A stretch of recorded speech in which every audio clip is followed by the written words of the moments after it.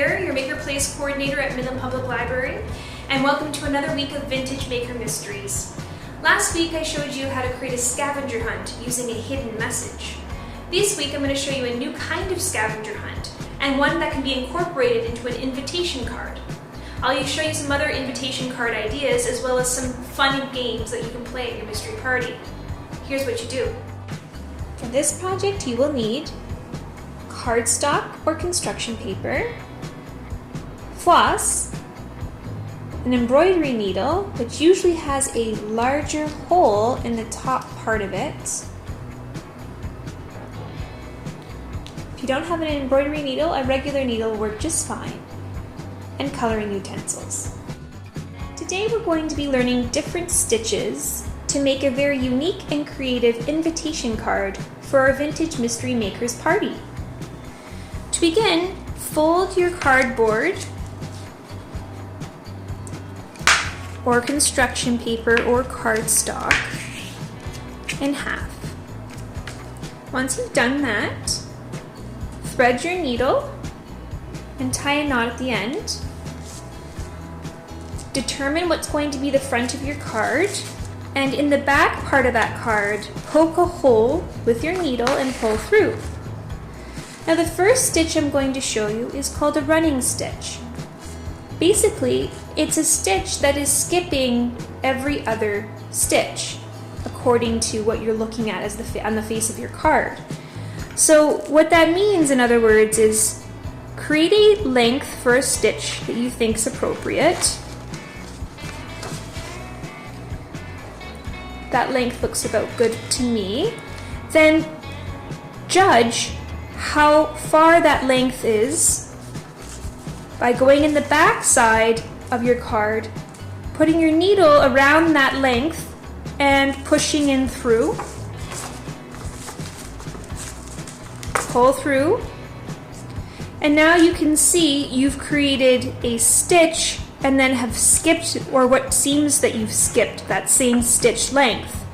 Now do the same thing, making that same stitch length or about that length by poking in through the card again, and once again going back up through with that same length created. The next stitch I'm going to show you is called the back stitch, and I'm going to go up this way with my stitch.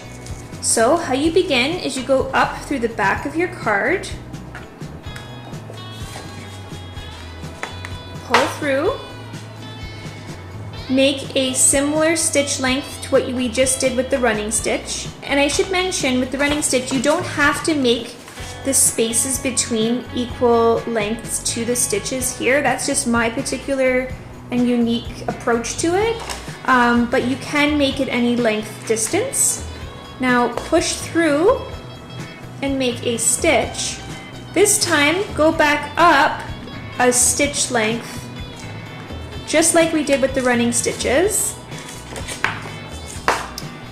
Pull through, and now we're going to go back through the hole that we previously created and push or pull through.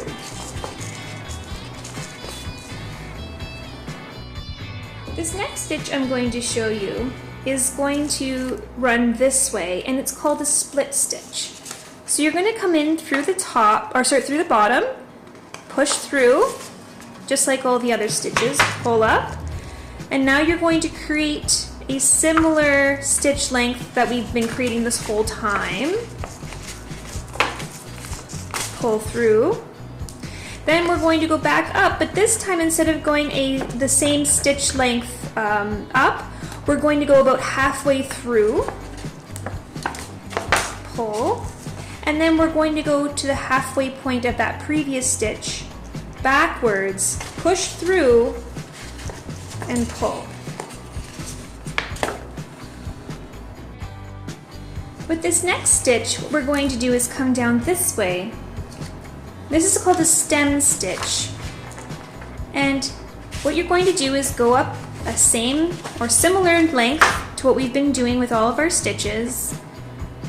Go back down that same length, But instead of pulling your string or thread or floss all the way through, what you're going to do is leave a bit of a loop, as you see there, and then you're going to go to the middle part of that stitch on the same line, poke the needle through, and pull. For this last stitch called the chain stitch, we're going to go on a diagonal line. So what you're going to do is you're going to go in to your last stitch just slightly beside it. Okay, so you create a loop. What you're going to do now is you're going to go up the same stitch length as the previous stitch with that skip look, like you're skipping a stitch. And then you're going to take your loop and you're going to pull up through it. There's one last stitch I want to show. It's not going to be a complete stitch, but it's the cross stitch, and it's one that I've been showing with my take and make for the Midland Makers, which is a mystery embroidery project. Look for the video on our YouTube channel if you're interested. Basically, what you're doing is you're poking a hole through the bottom. You're going to do a diagonal stitch line. Then you're going to poke a hole in the, so envision this stitch as being a square, and envision a hole in the bottom corner to make a square shape. Then do a cross stitch, so the crossing over of that previous stitch to the next right hand corner. Now it's time to invite people to your maker mystery party. Ask them to start at the backyard gate and run 1 meter. Notice how the stitch is also called run? Take 3 steps back. Well, that's the back stitch. Split across the yard. That's the split stitch. Stop for STEM activities. STEM is the name of this stitch. It's also the acronym for Science, Technology, Engineering, and Math, which are activities we often do at the Maker Place. Watch for the chain reaction. Of course, a chain reaction is often something we see with science experiments, which is what we do at the Maker Place. X marks the spot. This is where you can give them a gift for joining you at your party. Inside your card, you can provide information about your party, where it's going to happen, when, what theme your party is all about, and who to contact to RSVP. This card is just an idea for invitations. However, you can transform it into a scavenger hunt, which is another game you can play at your party. Here's another idea for some games that can be played. While reading Nancy Drew, you'll come across some older technology like the telegraph. And while before the telegraph, there were pieces like this, stamps that were used in sequence, one after the other, to create words and then sentences and paragraphs and so on in newspapers as well as books. This is called the printing press. And what's interesting about it is that even though we don't need the technology anymore, we've found a way to speed up the process so we're not individually placing different letters to create words. The technology teaches us still about our past, and it is something that's practiced as an artisan craft still today. Now we can reproduce our own stamps. These here are antique ones that I found at a local market, but we can do this through Maker Place technology. We can even 3D print any of the letters that are missing for the project that we have in mind. Today the project is a secret mystery message that we can use as a mystery game when planning our party. So here I've written seek and find a quill. Now a quill is also another kind of older technology. It was the way that we used to write before there were pens, and even before there were keyboards. Now you'll see here that the message is backwards because when printing this, you would place ink over top then a piece of paper would be pressed down, which is why it's called the printing press, and then the paper would be turned over so that the words would read the right way.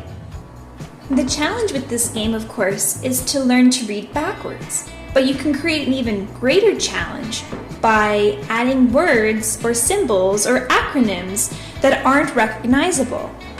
So, for example, if you put a G with the and, you create the word grand. Well, actually, we'll have to put the GR here, grand, and then we could say something like air.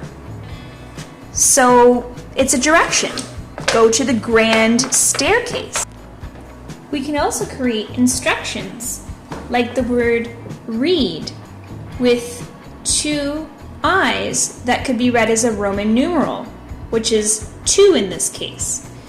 And if it's placed beside the book, maybe it means read chapter 2, or it could mean read chapter 11. Or it could mean chapter 2, page 11. In this case, for this particular story, the mystery of the tolling bell, it's the very first time we hear the bell. So this message makes sense. Next week, we're going to be creating our own timepieces, bells, clocks, and these are going to be decorative parts of the creation of our mystery party.